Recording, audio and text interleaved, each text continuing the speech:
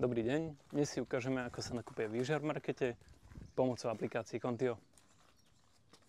V aplikácii Kontio si otvoríte váš QR kód a necháte si ho naskenovať túto skenerom. Dvere sa odomknú a môžete vstúpiť. Nakupný košík nájdete tu.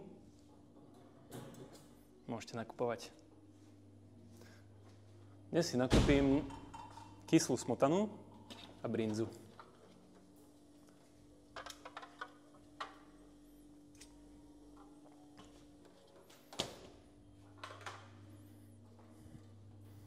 Pre zaplatenie, ako prvú vec, treba naskenovať svoj QR kód.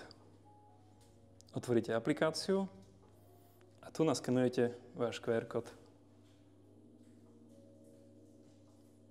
Ak by QR kód nešiel načítať, môžete skúsiť zvýšiť jas z telefónu.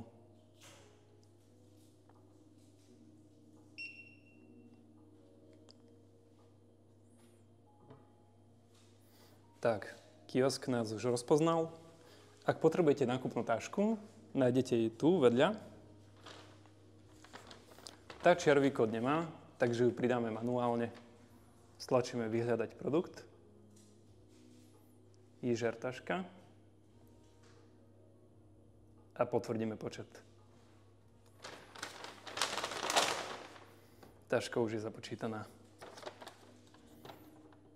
Následne skenujeme barkódy na tej istej čítačke.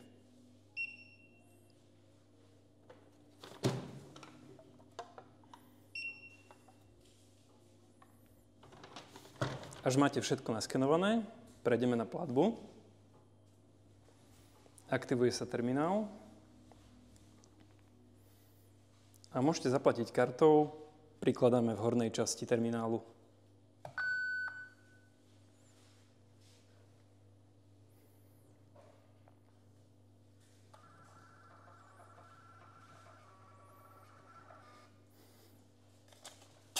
Pokiaľ bloček nepotrebujete, môžete ho vyhodiť do koša.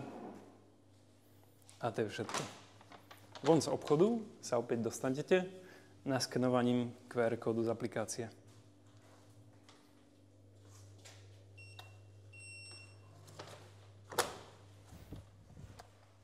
A takto sa nakupuje výžar v markete. Dovidenia.